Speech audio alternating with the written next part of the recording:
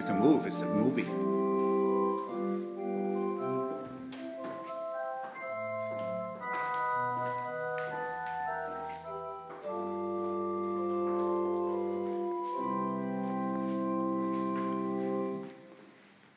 Vážení snoubenci, srdečně vás vítám a vítám i ostatní hosty, kteří vám přišli popřát do nastávajícího manželství hodně štěstí. Pane odávající, představuji vám přítomné snoubence, pana Viléma Ivána a paní Simonu Ivánovou. Dále vám představuji svědky, pana Jamese Artura Mazolu a slečnu Pavlu Trojanovou. Snoubenci jsou občany České republiky a prohlásili, že navzájem znají svůj zdravotní stav a že zvážili úpravu budoucích majetkových vztahů, uspořádání budoucího bydlení a hmotné zajištění rodiny po uzavření manželství. Splnili všechny podmínky, které vyžaduje právní řád pro vznik manželství. Snoubenci se dohodli, že budou užívat společné příjmení Iván Ivánová. Z lásky jsme zrození, lásku chcem dát. Lásku, co na věky bude nás hřát. Láska, ta odpouští. Láska, ta věří. Naději nestratí, kdo se jí svěří. Co krásnějšího může být, než jeden pro druhého žít? Co krásnějšího snad, než jeden druhého mít rád? Tvá věrná ruka v ruce mojí, tvůj věrný obraz v srdci mém. My navždy zůstaneme svoji, každou myšlenkou a každým snem. Vážení snoubenci, vítám vás zde v obřadící města Vlačovice.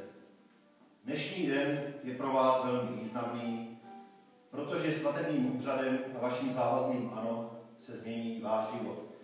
Život, kterým ode dnešního dne půjdete společně, za který také ponesete společnou odpovědnost a za který se vám dostane společné odměny. Život je třeba prožívat plným vědomím odpovědnosti člověka ke člověku. Nelaskavost, nedůvěra a lhostejnost ohrožují lidské štěstí a nejvíce narušují lásku a přátelství. Těžce získané zkušenosti pomáhají ocenit důvěru, věrnost a lásku. Pomáhají vytvořit klidnou, spokojenou a harmonickou atmosféru domova. Proto také základ vašeho štěstí bude ve společné práci, důvěře a ve vroucí snaze učinit jeden druhého spokojeným. Dnešní krásný den si navzájem svěřujete také své naděje, své životní štěstí a své vnitřní bohatství. Dobře víte, že štěstí rodiny nespočívá jen ve hmotném blahobytu, ale že tkví především ve vás samotných, ve vašem čestném jednání, odpouštění a ve vzájemné důvěře. Shoda a porozumění jsou v manželství vždy velmi potřebné, neboť život se neskládá jen z radostných dnů, plných úsměvů a pohody. Přijdou také chvíle, kdy se budete muset pevně opřít jeden od druhého a být si nejlepšími přáteli. Tak snadněji překonáte všechny obtíže, nemoci a nezdary. Pomůže vám v tom pravá láska. Rodinné štěstí, soulad domova a pouto rodiny se po přejítí nesnází ještě zvýší. Váš život bude radostný s vědomím, že máte vedle sebe druha, který cítí a myslí stejně jako vy. Tuto radost, pohodu, štěstí a důvěru v lásku vám přeji z upřímného srdce na vaší další společné cestě životem.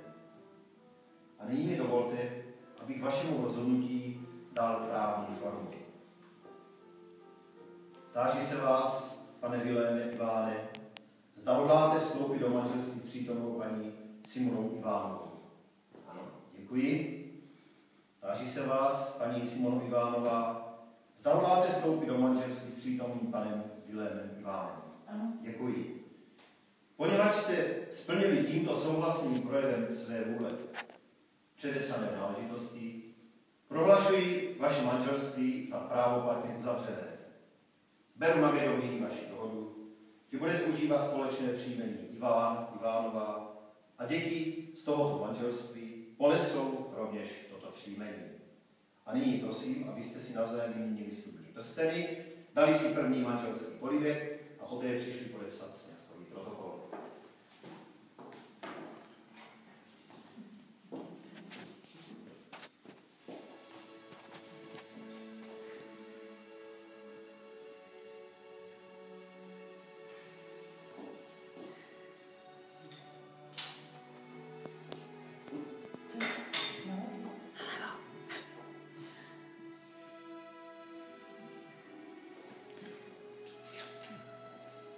Nyní vás prosím o podepsání sňatkového protokolu, prosím.